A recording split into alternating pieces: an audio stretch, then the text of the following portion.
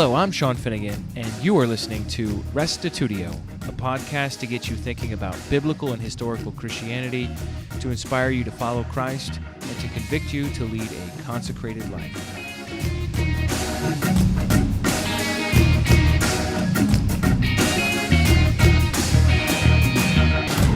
Nicholas Hlifka has been on quite a journey. He's, I think, only 20 years old, but he's been through so much. He grew up an atheist. He ended up becoming a Christian in high school, and somehow or other, he ended up in Dale Tuggy's classroom. Props to Professor Tuggy for bringing Hlifka down to the theological conference so that the rest of us could meet him and get to know him a little bit. Hlifka is an inquisitive mind and a budding philosopher, and I think you'll really enjoy his story of his journey of faith. So here now is episode 96, Nicholas Hlifka, Faith Journey. Hi, everybody. So just a little bit about me. I'll keep it super short. I grew up an atheist, actually.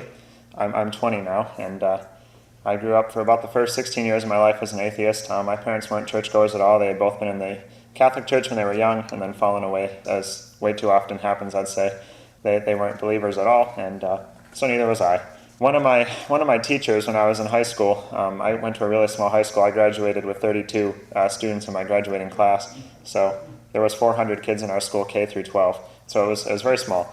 And one of my teachers was a Christian, and he ran the Christian group at school. And I really liked him. He was a really nice guy.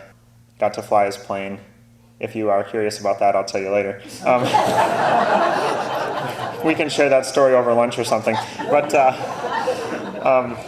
needless to say, I really liked this guy, and he was a Christian, and he invited me to the Christian group at school. So I finally decided to go, and I am a very stubborn person, so it took me 2 years. But after some investigation and finally started reading and talking to him and all this, right around the time I graduated from high school, I finally became a Christian. And so I was just an evangelical, believer in the Trinity at that point. I think they would call it an evangelical fanboy. I've heard him use that term before. I was into all the big name apologists and all this.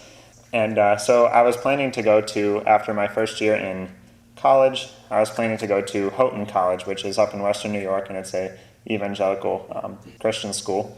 And last minute, I decided to go to Fredonia, which is where Dale teaches. And I don't like to change plans, so I know that the last minute, change of pace there that I felt led to go to Fredonia instead was God prompting me, because I would have never heard the truth of this teaching otherwise. I guarantee it, because I'm sure that wouldn't have happened at Houghton for sure.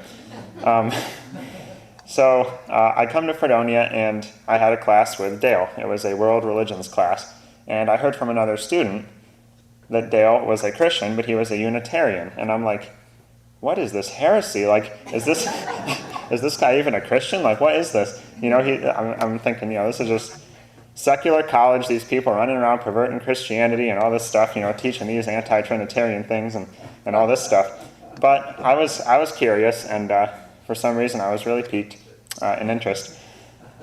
So over the course of the whole fall semester, I'm sure I spent many hours in Dale's office over time, picking different verses and asking him, like, what does this mean? Like, if you don't believe in the Trinity, then what is this? Or if you don't think Jesus is God, what about this claim that Jesus makes here? And I was amazed. He always had an answer. I'm like, this guy's good.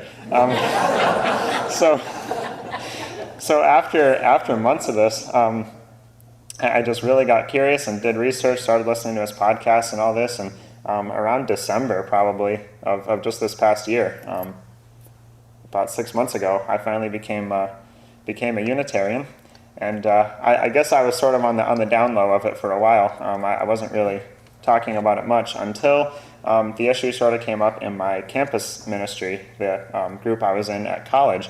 Long story short, they didn't like it, and at the last meeting I went to, we were talking about the Trinity, and the issue came up, and obviously everyone there was a Trinitarian, and this one guy was like, well, I'm a Trinitarian, and he started explaining his Trinity view.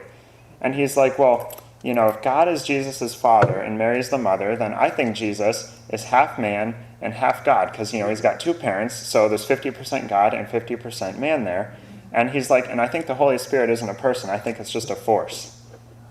And I'm like, And you're a Trinitarian, huh? Like, you're a heretic too. Like, you should be kicked out like me. So that was sort of the last straw, and I'm like, this is ridiculous. These people, there's no answers here. So that was the last time I went to one of those, and I sort of lost a few friends over it, but it hasn't been too bad, and it certainly could have been far worse. So that's how I found out about the Trinity. And then just a couple months ago in February, I became friends with Keegan online. I heard about his book, and so we were chatting one night, and he asked me, have you ever heard of the Gospel of the Kingdom? And I'm thinking, oh no, I thought I had everything figured out. What on earth is this? What's this additional stuff I gotta learn now? I'm gonna go turning more of my beliefs upside down.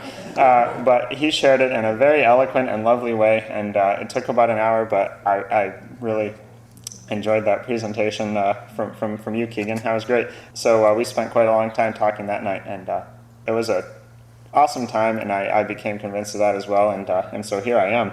I've just been growing in this ever since. So I'm a philosophy student at Fredonia. I've taken a lot of classes with Dale. I eat this stuff up. Philosophy and church history is my main interest.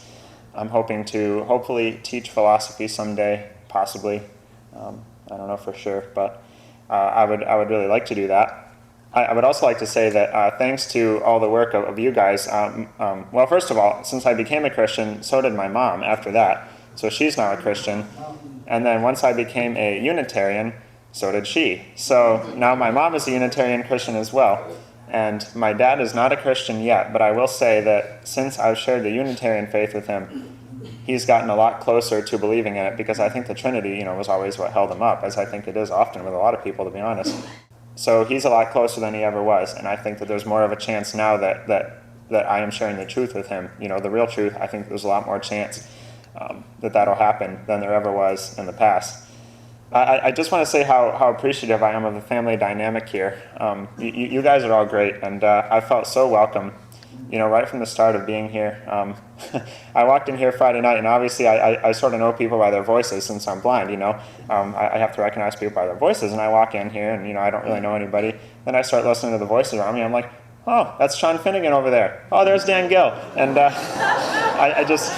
it's just so great, when you know all these people from online. I feel like I've known so many of you, and we've never really even spoken before. I'm a big follower of all the work that you guys do, and I eat the stuff up. I'm serious. And you all have been extremely helpful with me, being able to assist me, in any additional needs I need to have due to my visual needs. I've felt nothing but welcome right from the start here, and it's a truly loving and wonderful community, unlike anything I've probably ever experienced in any of my Christian things I've been in so far. And you all are awesome. And also, for those of you who are doing the work online, Dale, Sean, Anthony, Dan, all of you that have blogs, podcasts, everything like that, let me just encourage you to keep it up.